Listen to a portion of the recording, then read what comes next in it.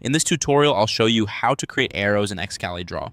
By the end, you'll be able to draw an arrow on the canvas, connect it between shapes if you need to, adjust the arrowheads in the style panel, and edit its position and visual style with confidence. First, select the arrow tool.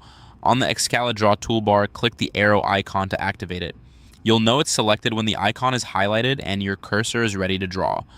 Next, click and drag on the canvas. Click where you want the arrow to start, hold the mouse button and drag to the point where you want it to end. Release to place the arrow. You should now see a clean arrow line drawn between those 2 points.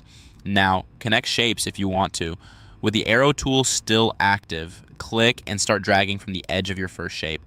Then move to the edge of the second shape and release. You'll notice the arrow snaps to the shapes as you let go, creating a connection that follows the shapes if you move them later. If you don't need to connect shapes, you can skip this and keep your arrow free on the canvas. From here, adjust arrowheads in the style panel. With your arrow selected, open the style panel. Locate the arrowhead settings for start and end. Choose the arrowhead type you need, such as none, an arrow point, or a dot on either end.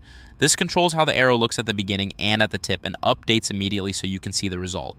Next, edit the arrow. This is useful if you want to refine the placement or tweak the path after drawing.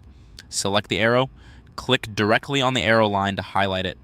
You'll see handles appear at the end points and possibly along the line if there are bend points. Now, drag endpoints. Click and drag either endpoint handle to reposition where the arrow starts or ends.